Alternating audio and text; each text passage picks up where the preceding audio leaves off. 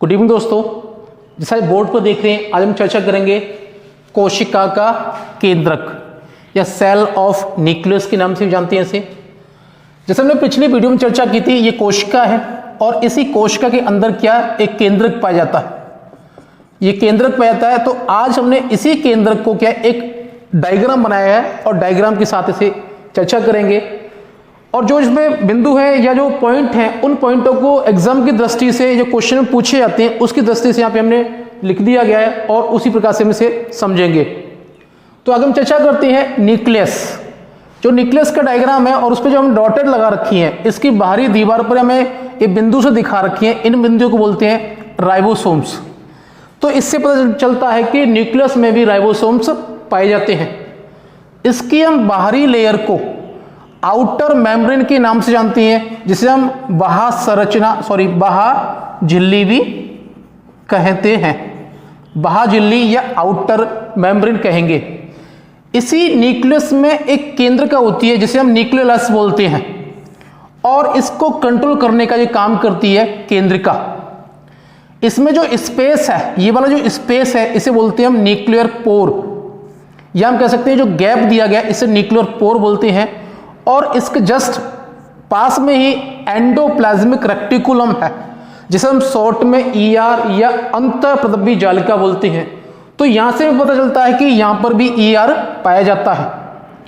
इसकी अंदर की दीवार को इनर मेम्ब्रेन कहते हैं या आंतरिक झिल्ली के नाम से भी जाना जाता है। इसकी पूरी बॉडी वॉल को या इस दीवार को हम कहते हैं न्यूक्लियर मेम्ब्रेन या न्यूक्लियर झिल्ली के नाम से भी जान सकते हैं। इसमें जो पदार्थ भरा हुआ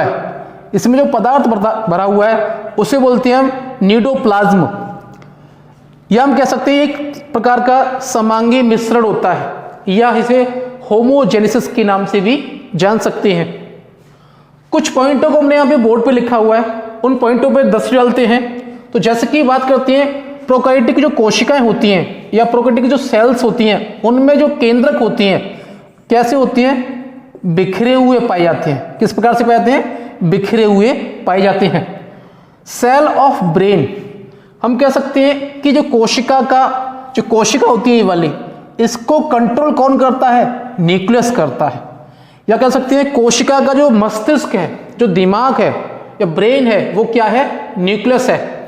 न्यूक्लियस या केंद्र की इसे कंट्रोलर भी कहते हैं, या निर्देशन भी कहते हैं, या निर्देशक भी कहते हैं, या नियंत्रणकर्ता भी कहते हैं। कई प्रकार से हमें नामों से जानते हैं, तो इसलिए कभी क्वेश्चन में पूछा जाता है तो हमें यहाँ पे कंफ्यूज या भ्रमित नहीं होना है कि मस्तिष्क, ब्रेन, कंट्रोलर या नियंत्रण, इस प्रकार के वर्ड वहां पे मिलते हैं तो न्यूक्लियस को ही कहा जाता है। स्तनी को जो आरबीसी होती हैं, परिपक्व जो आरबीसी होती हैं, या कह सकते हैं मैच्योर होती हैं, उनमें केंद्रक क्या होते हैं?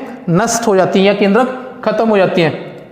यहां पे एक चीज निकलती है कि एक ही कोशिका में या वन सेल में वन न्यूक्लियस होता है, एक ही कोशिका में एक ही केंद्रक पाया जाता है। लेकिन पैरामीशियम में दो केंद्रक होते हैं, जैसे कि आपने पैरामीशियम देखा होगा, और उस पैरामीशियम में एक केंद्रक होता है गुरु केंद्रक, जो कि बड़ा वाला होता है गुरु केंद्रक, और दूसरा छोटा वाला होता है लघु केंद्रक। तो इस प्रकार से पैरामीशियम की हम क्यों चर्चा करते हैं? क्योंकि पैरामीशियम एक ही सेल का बना है या एक ही कोशिका का बना होता है, लेकिन इसमें दो केंद्रक पाए जाते हैं। अच्छा पॉइंट लगा था, इसलिए हमने यहां पे रख दिया, कभी क्वेश्चन में पूछा जा सकता है। बोन मैरो या बोल सकते हैं अस्थि मज्जा, रेखित पेशी, कवक, शैवाल में अनेक केंद्रक पाए जाते हैं। DNA, RNA प्लस स्टोन और नॉन स्टोन, ये हमारे केंद्रक में पाए जाते हैं। ये केंद्रक में पाने वाले पदार्थ हैं, जैसे कि DNA, RNA, स्टोन और नॉन स्टोन। केंद्रिका जो न्यूक्लियस फोंटेना, या हम कह सकते हैं केंद्रक न्यूक्लियस फोंटेना, जो नामकरण किया था वो वोमेन साहब ने किया था। RNA और हिस्टोन प्रोटीन बहुत मात्रा में केंद्रक में पाई जाती है, या हम कह सकते हैं जो न्यूक्लियस बना हुआ है या केंद्रक जो बना हुआ है वो RNA, हिस्टोन और प्रोटीन का बना हुआ है या बहुत मात्रा में पाए जाते हैं। द्विगुणित जो प्लांट होती है, जो पादप होते हैं, उनमें जो सेल है, उनकी जो सेल होती है या कह सकते हैं कोशिका होती हैं, उनमें 2 केंद्रिकाएं पाई जाती हैं या न्यूक्लियस पाए जाते हैं। मनुष्य की जो सेल होती हैं उनमें भी 2 गुणित या द्विगुणित या सेल में 5 केंद्रिकाएं पाई जाती हैं। क्रोमेटिन की बात करते हैं तो क्रोमेटिन एक धागेनुमा संरचना होती है या कुंडलित या कह सकते हैं हम एक फोल्डेड संरचना होती है। ये इंट्राफेज में देखी जा सकती है, जो हमने यहाँ पे इस प्रकार से दिखाई गई है।